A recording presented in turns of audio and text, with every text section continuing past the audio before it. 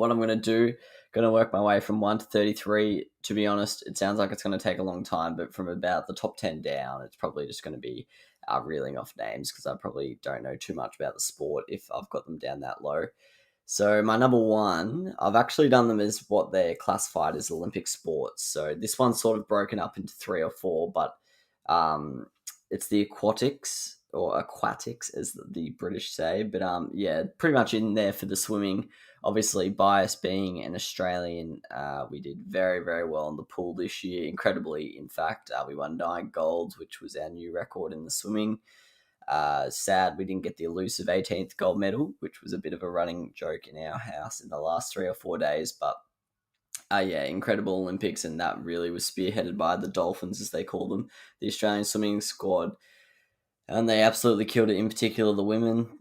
They smashed it. And yeah, the swimming for me is probably just the most enjoyable sport. The two sort of anchor sports, you could say, in terms of the schedule are the swimming are in the first week and the athletics are in the second week. And they're sort of the prime time events when we look at American TV. And yeah, they're the two main sports. And for me, swimming's more interesting. Maybe it's because Australia's better at it, which is probably definitely likely. But I don't know, something about athletics, which we'll get to in a little bit. There seems to be a lot of, stuffing around. Like, I know it's 100 meters and it's the theatre of it, but, you sit around for 10 minutes, run for 10 seconds, sit around for 10, where the swimming, there seems to always be stuff happening. And yeah, I just find it very, very interesting. I feel like there's more back and forth in swimming, where running, except obviously, marathons and 10Ks and stuff, but running in the short distance, especially, generally, if you head, you win. So yeah, for me, the swimming's good. And if we're talking about aquatics, also throw in the diving, which I actually really enjoyed this year. I didn't watch too much of it, to be completely honest, because Australia's not in it very often, but I watched the men's 10 meter semis and final, and I really, really, really enjoyed that. And got into the gymnastics a bit more this year, which was my second sport, and the diving sort of overlaps with that, you'd have to say, especially in terms of like the scoring and stuff. But yeah, gymnastics was my second sport. This was one I did not really see coming. I was obviously very interested with what happened with Simone Biles, whether she could cement her legacy as the GOAT of gymnastics, but that didn't quite unfold as it was the script would have probably liked to have. But yeah, big things happen in gymnastics. Obviously, Simone Biles took a big stand with mental health. She couldn't compete. I think she had the twisties or something, but said like mental health was a big factor. And then we saw the birth of a few new future heroes. Not saying that Biles still isn't a hero. She definitely is. But yeah, the gymnastics I really loved. I didn't watch too much of the men's. Watched a couple events here or there, but mainly the women's. And that's definitely one sport. Me and my brothers have been chatting about trying to really stay in touch with these sports across the next few years before the next Olympics, because every Olympics you sort of seem to be refreshing yourself on the sport while you're watching it. But I'd like to go into the Olympics having known what's happened in the last few years. But gymnastics is definitely one that me and Campbell, my younger brother, will be keeping an eye on. Sinisa Lee's a bit of a hero in my house already. We all love her. So that was my number 2. My number 3, cycling. If we split it up, none of them are probably making it this high, but as a collective, I think it's a pretty powerful sport. The track cycling maybe didn't intrigue me this year as it often does. I feel like it was shorter this year. It was only like on for 3 or 4 days, it felt like, but maybe due to Australia's decline in ability in cycling, we're not as good anymore. Maybe that's why I'm not as interested, but still love the road cycling. Really enjoyed the BMX, actually, both. Not so much, a little bit the racing. The stacks put me off a little bit. The crashes, the injuries, it's a bit hectic. But the freestyle, that was really, really, that was awesome to watch. That was a new sport to the games this year. And yeah, I didn't watch the mountain biking, but heard from all reports that was really good as well. So for me, cycling, very broad sport, and I think it's pretty powerful in my rankings. Number 4, I've got skateboarding. This is probably the sport that took the world by storm, you'd have to say. Whenever I went onto Twitter, everyone was talking about the skateboarding. My mates were talking about it. What helped it get into the news was probably how young the people were. There was 14, 13, 12-year-olds winning, which was just incredible. But yeah, it's just a cool sport. That's basically the best way to say it. Like, they're obviously very, very good, but it's not a sport where you go like, geez, they're crazy. Where like gymnastics, I sort of have that feeling, but just the culture they have, they're all so laid back, it seems, and they just love each other. Well, not love each other, but they love the sport. And in with having that thing in common sort of brings them all together. It almost seems like they're not competitive at times, which I'm sure they are, but that was something that I noticed this Olympics a lot. A lot of the smaller sports, they just seem to have great cultures, which I think is really, really cool. And yeah, skateboarding was really, really fun to watch, both the park and the street. Number 5, I have surfing. I've obviously watched a lot of surfing outside of the Olympics, being a Australian and having parents who grew up around beaches. But yeah, I thought it was a good addition to the games. Obviously, the waves weren't great at a lot of points, but yeah, I probably won't talk about too much of the surfing because yeah, didn't learn too much about it from the Olympics. It's not sure. It'll be interesting to see if surfing stays in and how the gold medal ranks up against, winning the world tour and stuff. Because in my opinion, for a sport to smash it at the Olympics, the gold medal has to be the pinnacle, which is why I've got a few bigger sports down pretty low. But yeah, I just think the surfing is a good addition, and I really enjoyed watching it as usual.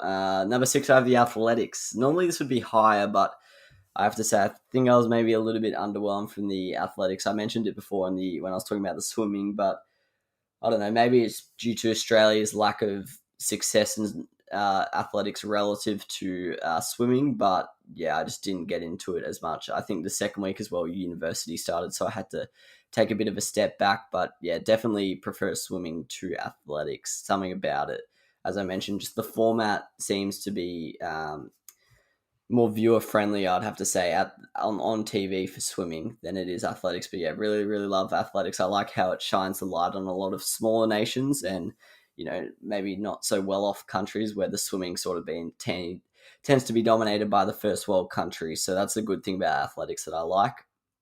Number 7, this is a rogue one, but the weightlifting. Didn't watch too much of it. Obviously, there's so many weight divisions and stuff like that, but watched the first couple on the first few days, and I actually really enjoyed it. It's a sport that I think you benefit a lot. I noticed this in quite a few of the sports. It's kind of self-explanatory, but if you watch it from the start of the session, as in like at the start of the final, you can really, really get into it and get behind certain weightlifters. You maybe work out a couple you don't like, a couple you like, and then all of a sudden you're really invested. And that's what happened. I think it was the 49 kilo women's. My whole family got right into it one weekend, and that was probably one of my favorite memories coming out of this Olympics. And yeah, so weightlifting, hopefully going to watch more of that moving forward. Obviously, didn't watch all the divisions because after a while it does sort of become the same thing over and over again. But yeah, no, I really, really enjoyed it. Number 8, I have the football, also known as the soccer here in Australia. This one's always a hard one. The women have the full strength team, so I think the women would be a lot higher. The whole country got behind the Matildas, it felt like.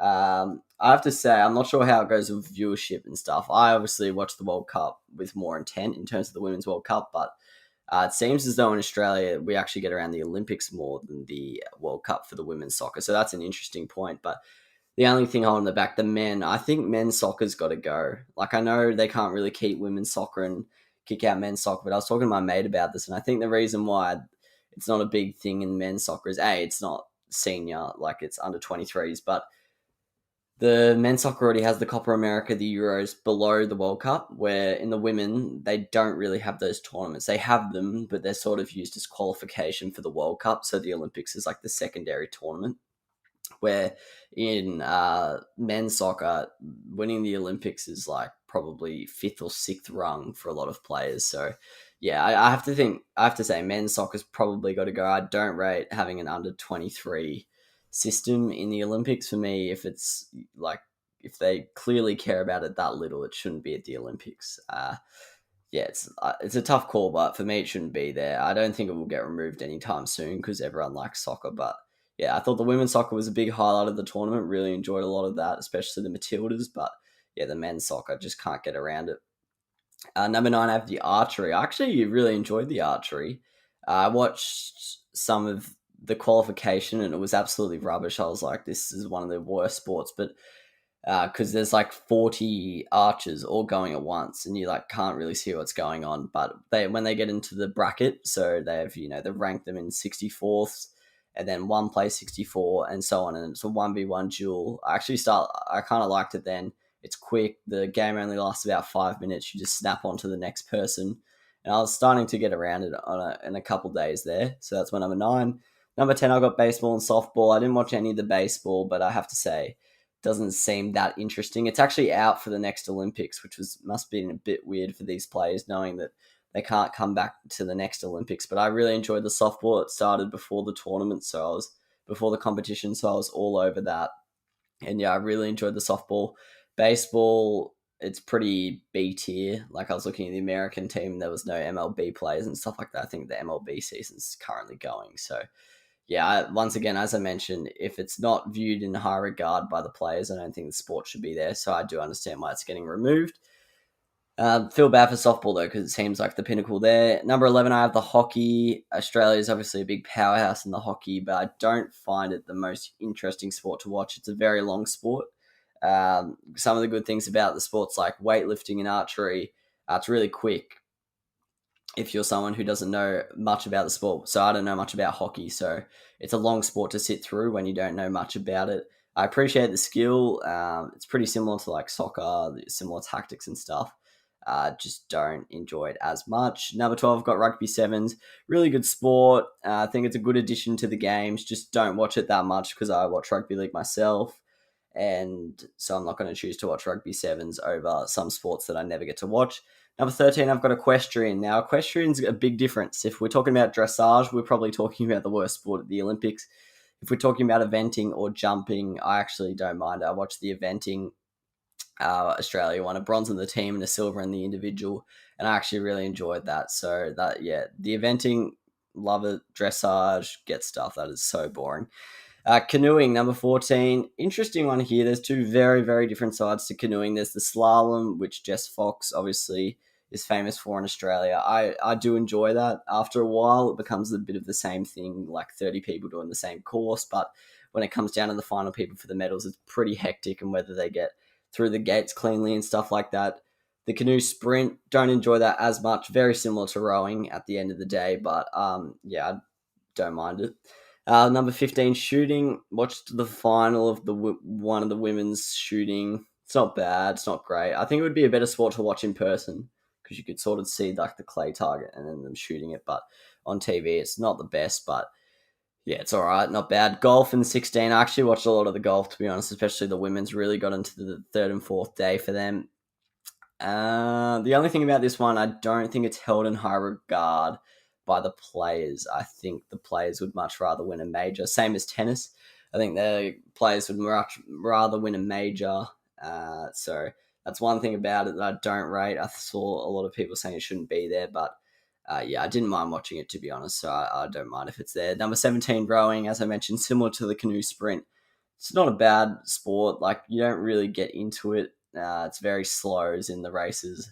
Take, 7-8 minutes, but it's not a bad background noise sport. Number 18, basketball. Now, this is nothing on basketball. I'm just not a huge basketball fan myself. The 3-on-3 basketball, everyone's talking about that being absolutely trash. And then the normal basketball itself, it's not bad. I actually don't mind it, but yeah, I just don't like the basketball that much as a sport. Number 19, badminton. I actually don't mind badminton. I've got it over the likes of table tennis and tennis. However, yeah, look, we're down at number 19. I'm not going to lie, I don't watch much of these sports. Number 20, sport climbing. I was very excited to watch this one. It maybe let me down a little bit. I thought the speed round was pretty boring because they only go for like 6 seconds, and similar to the athletics, it's 6 seconds of action and then 2 minutes of sitting around doing nothing. I found the bouldering a bit more interesting, like sort of puzzles and stuff like that. I think it would be more interesting to watch there because you can sort of watch everyone go, but on TV it was a little bit confusing at times, but I didn't mind it. 21, I've got table tennis. I think table tennis has good potential as a sport, but the problem is the players are too good. It's actually hard to watch. Like, I was watching some of the medal matches, and even if there's like an 8-10 shot rally, the rally genuinely lasts about 5 seconds. So it's like, yeah, it's just really hard to track. I don't mind it though. It's not bad. I appreciate the skill. Number 22, tennis. The issue with tennis is it's just not the pinnacle of the sport. A lot of the big players come out, but yeah, they just don't see it very heavily. Not saying they're money dependent, but it's pretty hard to motivate yourself, I'd imagine, when you're playing in other tournaments where you can win up to like $4 million and you're playing in the Olympics where Yeah, obviously gold medals everyone's dream growing up, but yeah, it's not the pinnacle of the sport, and I wouldn't be watching the tennis at the Olympics anytime soon.